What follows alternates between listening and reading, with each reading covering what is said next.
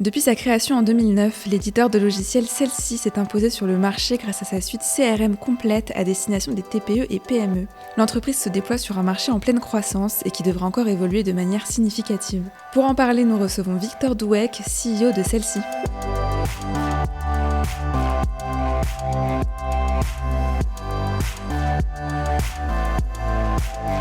Bonjour Victor.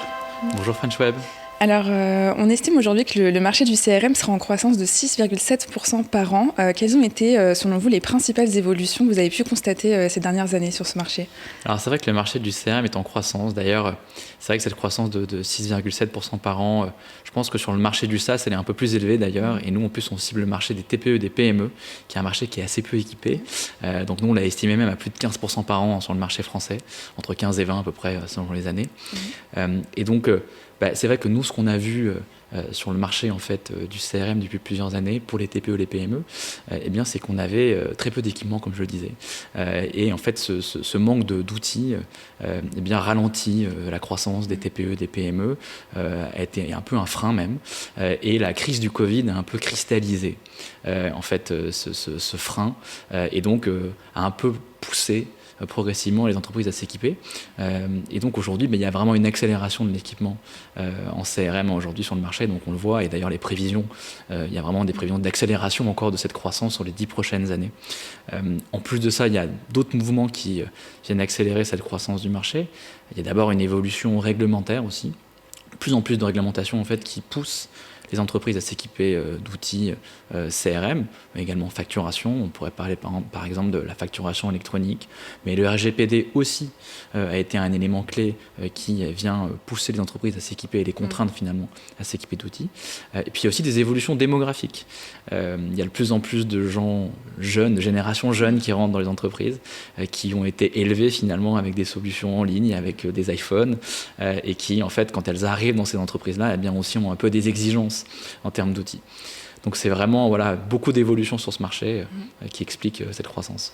Alors parlez-nous un peu de Celsy. Quelles sont les principales fonctionnalités que vous déployez ? Oui, Celsy, on est la meilleure solution française pensée pour les TPE-PME pour leur permettre de gérer tout leur cycle de vente. Donc le cycle de vente, c'est quoi ? Ça commence à la prospection et la vente, le marketing, les ventes, ce qu'on appelle le CRM classiquement. Mais nous, on va plus loin puisqu'on va aussi leur permettre de facturer leurs clients, de se faire payer, et on va même leur permettre de piloter et de prévoir leur trésorerie. Donc c'est vraiment une solution intégrée qui permet de répondre à un besoin aujourd'hui des entreprises, des chefs d'entreprise, mais également des commerciaux, des financiers. Donc on va vraiment réunir toutes les personnes sur une seule et même solution.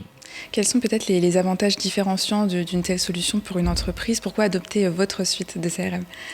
Je dirais que le premier avantage, c'est finalement de pouvoir gérer toutes ces étapes sur une seule et même solution. Et ça, c'est important parce qu'aujourd'hui, le marché des TPE, des PME n'est pas forcément mature pour connecter plusieurs solutions ensemble ou bien pas forcément les ressources pour gérer plusieurs solutions, avoir plusieurs interlocuteurs. Donc, on leur permet finalement de gérer toutes ces étapes sur une seule et même solution.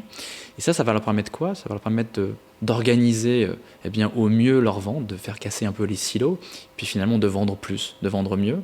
Mais on va aussi leur permettre de répondre à des problématiques très clés pour les TPE et les PME, que sont se faire payer. Ça, c'est très important. Se faire payer rapidement, facilement. On va aussi leur permettre de piloter, je le disais, leur trésorerie et de prendre des décisions. Est-ce que je peux recruter une personne le mois prochain et quel impact ça va avoir sur ma trésorerie ? Et aussi, on va leur permettre de simplifier toute leur gestion administrative parce qu'on sait que pour des petites entreprises qui n'ont pas forcément des départements comptables, ça peut être un point de friction et donc on va automatiser ce processus-là. Alors, quelle est peut-être votre typologie de clients ? Vous parlez des TPE et PME. Donc, quelle est la taille du marché que vous adressez ? À partir de combien de collaborateurs est-ce que c'est pertinent ? Oui. Alors, nous, on adresse le marché des TPE et des PME. Donc, on commence généralement à partir de 1 salarié. C'est-à-dire que, dans taille de 1, 2, c'est là où 2 même, c'est vraiment là où on commence à être à l'aise parce qu'on est une solution collaborative, je le disais. Donc, par définition, collaboration, ça commence à 2, jusqu'à 200 personnes. Donc vraiment le marché de la PME. Et donc, finalement, aujourd'hui, notre marché, c'est quoi ? C'est le marché des TPE des PME françaises. Il y en a plus d'1 million aujourd'hui si on prend les TPE et les PME de plus d'1 salarié, si on enlève les micro-entreprises qui sont les freelances, qui ne sont pas forcément notre cible aujourd'hui sur le marché français. Donc voilà, plus d'1 million d'entreprises qu'on adresse aujourd'hui en France, mais également aussi en Espagne, puisqu'on a lancé le marché espagnol en novembre dernier, qui est un marché qui est aussi un gros marché, avec aussi plus d'1 million de TPE et de PME. Alors une fois qu'on a choisi celle-ci, comment est-ce que ça se passe? Quel est l'accompagnement que vous allez proposer aux clients et comment va se dérouler le parcours client? Alors, je le dis souvent, celle-ci, c'est pas seulement une solution logicielle, c'est aussi un accompagnement humain. Et ça, c'est très important, justement parce qu'on adresse ce marché des PME. Et donc, en fait, on va avoir une interaction permanente avec nos prospects et nos clients. Ça commence au moment du choix de la solution, au moment de la prospection. On parle à tous nos prospects. Donc on n'est pas une solution classique de SaaS, on va faire du self-service, on va se connecter, on va parler à tous nos prospects, ce qui va leur permettre en fait souvent aussi de mettre en place des bonnes pratiques pour utiliser un CRM, parce que une solution CRM, c'est pas magique, il faut quand même aussi adopter des pratiques pour s'assurer que on peut l'utiliser facilement tout au long du déploiement. Donc ça commence là, et puis ensuite ça continue une fois que le prospect devient un client, avec évidemment l'onboarding, on va l'aider à mettre en place la solution. On va aussi répondre à toutes ces questions avec un support client qui est disponible tout au long de sa journée de travail. Et puis on va aussi lui proposer, s'il le souhaite, des services additionnels, s'il souhaite finalement importer des données, connecter celles-ci avec d'autres outils. Alors en parlant des pratiques, est-ce que vous pouvez nous présenter peut-être quelques cas d'usage ? Oui. Alors nous, on est une solution très horizontale, on adresse vraiment tout type de secteur d'activité, mais je peux en donner quelques-uns. Si on prend un de nos cas d'usage qui est très fréquent chez nous, c'est les entreprises de services B2B. Donc on pourrait donner l'exemple d'un expert comptable, par exemple, qui va avoir de nombreux clients de tout type, des PME ou même des plus grosses entreprises, qui va avoir besoin de gérer des demandes entrantes parce qu'il va avoir des prospects qui vont venir le voir, voilà, je cherche un expert comptable. Et donc automatiquement sur son site internet, il va avoir des demandes qui vont créer des contacts, des opportunités dans celle-ci, dans son CRM. Il va pouvoir dans celle-ci automatiquement mettre en place une lettre de mission, ce qu'on voit en fait les experts comptables qui est l'équivalent d'un contrat avec leurs clients. Ça, il peut le faire directement dans celle-ci. Et puis, il va ensuite pouvoir facturer, soit en une fois, soit de manière récurrente, son client. Donc ça, c'est un des cas d'usage qu'on a beaucoup dans les entreprises de services B2B. Un autre cas d'usage qu'on peut avoir plutôt dans les entreprises qui vendent des biens, on a par exemple des entreprises qui font de la fabrication de textiles, par exemple, pour le B2B, et qui vont avoir peut-être un ou plusieurs sites internet, qui vont recevoir des commandes via ces sites internet. Ces commandes vont créer automatiquement des bons de commande dans celles-ci, qui vont ensuite leur permettre de facturer leurs clients, et puis aussi de se faire payer directement dans la solution. Mais on arrête aussi finalement tout type de secteur d'activité, également du B2C, avec la prévision de trésorerie. Donc ça, c'est une solution qu'on a rachetée il y a maintenant 1 an. Et donc là, on est encore plus large que notre secteur d'activité historique, puisqu'on peut adresser aussi bien des commerces qui vont pouvoir piloter leur trésorerie, des restaurants, des hôtels. Alors combien coûte une solution comme la vôtre pour avoir un ordre d'idée ? Alors celle-ci, ça commence à partir de 25 € par utilisateur et par mois, mais évidemment, on a plusieurs plans en fonction des besoins, de la taille de l'entreprise, du nombre de collaborateurs. Alors aujourd'hui, comment est-ce que vous assurez la sécurité et la confidentialité des données de vos solutions CRM ? Ça, c'est un point évidemment critique parce que on est une solution de CRM qui dit CRM, dit gestion de données clients, de données commerciales, qui sont évidemment des données très importantes et sensibles pour nos clients. Et nous, je le disais depuis le début, on est une solution française. Et on a fait le choix depuis le départ de stocker nos données et d'héberger nos données en France. Et ça, c'est un vrai choix. Et c'est un choix qu'on va continuer de mettre en place pour nos clients. Et donc ça, c'est déjà un des moyens d'assurer la souveraineté des données. Et puis évidemment, d'être conforme à toutes les réglementations européennes. Évidemment, je parle du RGPD qui est un point très important, et puis de mettre l'accent sur la sécurité des données et donc d'être au niveau de toutes les normes et de toutes les exigences pour s'assurer que nos clients ne sont pas à risque, puisqu'on sait que c'est des éléments très importants pour leur business. Très clair. Alors côté coulisses, quelle est l'histoire de celle-ci ? Qu'est-ce qui fait la force de l'entreprise selon vous ? Celle-ci, c'est une entreprise qui a 14 ans maintenant, qui a une longue histoire dans le SaaS. On n'est pas des tout nouveaux du SaaS. Je dirais que la force de celle-ci, ça commence déjà par tout le fil conducteur qui finalement, et le point commun de ces 14 années, qui a été d'accompagner les TPE et les PME dans leur digitalisation au départ. Et maintenant, on va au-delà de la digitalisation, puisque la digitalisation, elle a bien démarré. Et donc, finalement, ce fil conducteur de ces 14 dernières années, ça nous a donné beaucoup d'expérience sur le marché des PME. On a aujourd'hui 7000 clients en France, 8000 en Espagne maintenant, avec l'entreprise Kipoo qu'on a racheté au mois de novembre. Et donc cette expérience, elle est très importante, c'est un actif pour nous et c'est ce qui nous a permis finalement de développer une solution qui soit adaptée aux besoins et qui continue chaque jour de nous permettre d'améliorer la solution. Et puis je dirais qu'un deuxième point qui est important et qui pour moi est crucial chez celle-ci, c'est la culture de l'entreprise, avec un choix qui aujourd'hui peut-être paraître banal post-Covid, mais qui, il y a 14 ans, était très audacieux, qui était de créer une start-up tech, SaaS, en province, à La Rochelle en l'occurrence. Et ce choix, il n'était pas anodin dans la culture de l'entreprise, de créer un projet qui soit ambitieux en dehors de Paris, en tout cas de grandes villes. Et aujourd'hui, maintenant, on est à La Rochelle, on est à Bordeaux, on est à Barcelone. Et finalement, on a vraiment une culture très forte qui nous a permis d'attirer finalement des hommes et des femmes exceptionnels. Et ça, c'est 200 personnes aujourd'hui. Et je pense que c'est probablement le principal actif aujourd'hui et la force de celle-ci. Alors, est-ce que vous pouvez peut-être nous donner quelques chiffres sur l'entreprise en termes de nombre de clients, de croissance et de collaborateurs ? Bien sûr. Celle-ci, donc on a 15 000 clients aujourd'hui, 7 000 sur le marché français, 8 000 sur le marché espagnol, avec évidemment l'ambition de continuer à croître sur ces deux marchés très fortement, et puis même de lancer des nouveaux marchés encore dans les prochaines années en Europe. On a 200 collaborateurs, 160 sur la France, sur nos deux bureaux que sont La Rochelle et Bordeaux, 40 à Barcelone. Et celle-ci, c'est une entreprise qui fait depuis, sur les 3 dernières années, plus de 30% de croissance par an, entre 30 et 40% de croissance par an. Alors vous avez eu une phase de recrutement assez importante en 2022, vous avez recruté donc 75 nouveaux collaborateurs. Quelle stratégie est-ce que vous mettez en place justement pour recruter ? En 2022, on a recruté 75 collaborateurs. C'était pas évident, en tout cas sur le papier. C'est beaucoup de monde dans un secteur qui est assez pénurique dans la tech, on le sait, notamment chez les développeurs, mais pas que. On a mis plusieurs plans d'action en place pour, en tout cas, nous donner plus de chances d'atteindre cet objectif de 75 collaborateurs qui était vraiment un élément clé post-série B, puisqu'on avait levé 55 millions d'euros en janvier 2022.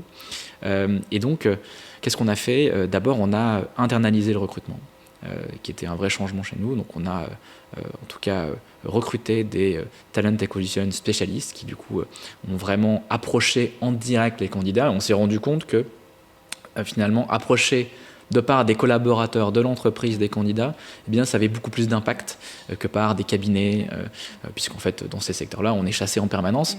Et donc, ça peut être un des points différenciants. Le deuxième élément, eh bien, ça a été de structurer ces processus de recrutement pour s'assurer que le processus de recrutement était rapide, qu'on puisse donner un go-no-go très rapidement, parce qu'en fait, aujourd'hui, c'est un moyen de tester les candidats, mais les candidats nous testent aussi. Voire, c'est plutôt les candidats qui nous testent dans certains postes qui sont pénuriques. Et donc, on doit être en mesure de proposer une expérience de recrutement qui soit agréable et rapide. C'est-à-dire de pouvoir se positionner rapidement. Donc, on teste les candidats avec souvent des tests, des case studies, pour aussi nous savoir s'ils peuvent très rapidement demain être opérationnels, mais aussi s'assurer que dans la semaine, dans les 10 jours, ils puissent avoir un go, no-go sur ce recrutement. Donc ça a été important. Et puis, travailler une image de marque. Je disais, celle-ci, c'est une boîte qui a une culture forte, qui a des vrais engagements sociétal, RSE, et ça c'est des choses qui nous touchent, qui sont vraiment importantes pour nous et qui, je pense, sont aussi importantes aujourd'hui pour des collaborateurs, des candidats qui, on le sait, pour plus aujourd'hui de 90% des salariés sont en quête de sens. Oui. Alors chez celle-ci, vous menez une stratégie d'acquisition. Vous avez notamment racheté 2 sociétés en 2022. Alors où est-ce que vous en êtes ? Comment est-ce que vous avez intégré ces structures et quelles sont peut-être vos ambitions en termes d'acquisition ? Ouais, ça a été le gros challenge de 2022 et ça continue de l'être en 2023. On a racheté 2 sociétés, Rocketchart au mois de mars, qui était une solution de gestion et de prévision de trésorerie, et Kipoo au mois de novembre, qui est une société de devis facturation pour les TPE en Espagne. aujourd'hui, c'est vraiment notre conviction que si on veut devenir un acteur de taille critique sur le marché des TPE et des PME, pour vraiment devenir un leader européen demain sur le marché du CRM, eh bien, il faut s'allier avec des partenaires, avec des acteurs, pour finalement être plus forts ensemble. Et donc notre stratégie, c'est quoi ? Je dirais qu'il y a 2 volets principaux. Le premier, c'est de pouvoir trouver des partenaires qui sont des solutions complémentaires à notre suite CRM, que l'on puisse vendre à nos clients et proposer à nos clients, et qui puissent aussi nous ouvrir de nouveaux marchés. C'est ce qu'on a fait avec Rocketchart, donc une solution de gestion de prévision de trésorerie, que finalement on a pu vendre maintenant ça fait un petit peu moins d'1 an, on a pu la vendre à plus de quasiment 300 de nos clients existants. Donc ça a été pour le coup un vrai succès et ça continue de l'être. Et puis également, je disais, d'ouvrir de nouveaux marchés. C'est ce qu'on a fait avec Kipoo, qui nous permet d'ouvrir le marché espagnol et sur lequel on va, dans quelques mois, localiser les solutions qu'on vend sur la France sur le marché espagnol, la trésorerie, mais également le CRM, dans les quelques mois. Donc on continue d'être très actif sur ce marché-là, en sachant aussi que l'intégration de ces solutions, c'est un point crucial. Et donc, l'objectif, c'est évidemment pas de racheter n'importe quelle solution, c'est de racheter des solutions qui ont un vrai fit d'un point de vue business, mais également d'un point de vue culturel et humain. Et c'est, je pense, pour ces 2 raisons que ces intégrations ont été un succès et que l'intégration aujourd'hui se passe très bien, même si évidemment intégrer une boîte comme Kipoo qui a 40 salariés en Espagne avec un changement culturel, c'est un challenge, mais il faut bien choisir ses candidats au départ. Et au niveau de vos ambitions en termes d'acquisition, est-ce que vous avez déjà des entreprises en tête, des pays où aller ? Alors, on rencontre beaucoup de monde aujourd'hui sur le marché parce que c'est important pour nous de bien comprendre ce marché et de s'assurer que on a une bonne vision sur le marché français, sur le marché espagnol, mais sur d'autres marchés. On regarde le marché allemand notamment. D'accord. Qui est un gros marché proche de la France. On regarde évidemment aussi l'Italie, le Benelux, le Royaume-Uni, donc tous les gros marchés européens. Et donc aujourd'hui, on a beaucoup de discussions en cours et on espère que on continuera dans les prochains mois et qu'on signera des belles pépites qui viendront rejoindre et en tout cas rejoindre l'aventure celle-ci et la vision qu'on propose pour les prochaines années. Alors aujourd'hui, vous êtes présent sur le marché européen. On sait qu'en France, seulement 27% des PME seraient équipées d'un CRM. Est-ce que vous observez un retard est-ce que les entreprises françaises accusent un retard par rapport à nos voisins ? Alors, je ne sais pas si c'est un retard par rapport à nos voisins, parce qu'on n'est pas les seuls, entre guillemets, à être en retard. Je pense qu'effectivement, il y a des marchés, c'est même sûr, il y a des marchés qui sont plus matures que nous. C'est vraiment, je pense c'est très corrélé à la maturité digitale, finalement, de ces pays.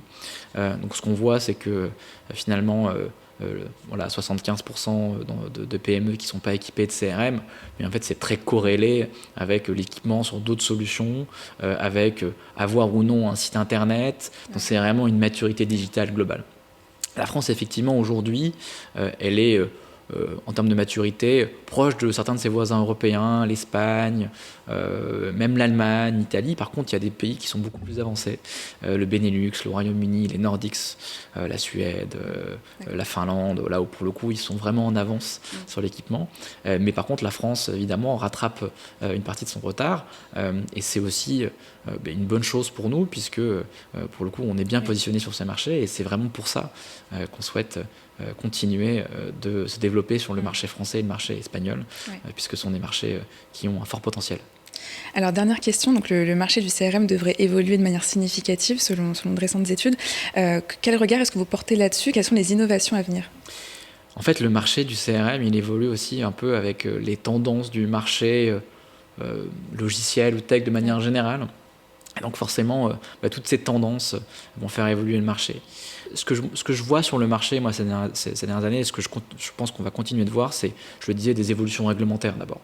Ça, on parlait de la facturation électronique, c'est des choses qui vont finalement aussi changer la façon de faire du business en France, mais l'Espagne a la même problématique, en tout cas le même changement, c'est-à-dire qu'ils vont aussi devoir mettre en place une facturation électronique, et donc forcément, ça va faire évoluer les pratiques commerciales. Ce qu'on voit aussi, c'est qu'il y a des tendances d'innovation qui viennent aussi faire évoluer ce marché. Il y a plusieurs tendances. Moi, il y a une tendance que je trouve très intéressante et que je vois de plus en plus sur notre marché pour les PME, c'est le no-code. C'est cette possibilité de connecter des solutions entre elles sans faire appel à des développeurs. Et pour nous, c'est très important parce qu'on adresse un marché qui n'est pas forcément un marché toujours très tech. Notre marché, c'est pas que les startups, c'est pas que les développeurs. Et donc, on a beaucoup d'entreprises qui aujourd'hui nous disent, voilà, on aimerait connecter celle-ci à d'autres solutions, parce qu'évidemment, on n'a pas vocation à répondre à 100% des besoins d'une entreprise. Et donc, grâce à ces solutions no-code, elles peuvent connecter souvent sans compétences techniques, celle-ci ou d'autres solutions entre elles. Et ça, c'est un vrai changement. Et évidemment, ça va exploser dans les prochaines années. Un autre changement qu'on voit, c'est aussi cette capacité, via l'automatisation, via l'intelligence artificielle, à prendre des décisions basées sur la donnée. Et donc, d'avoir des suggestions de la part de ces solutions sur telle ou telle décision. C'est ce qu'on fait par exemple avec la prévision et la gestion de trésorerie. On va pouvoir suggérer à un entrepreneur, à un dirigeant, de réduire ses coûts ou pourquoi pas de recruter une personne. Et ça, c'est des vrais changements qui vont continuer d'impacter notre marché dans les prochaines années. Ce sera le mot de la fin. Merci beaucoup Victor d'avoir accepté notre invitation. Merci French Web.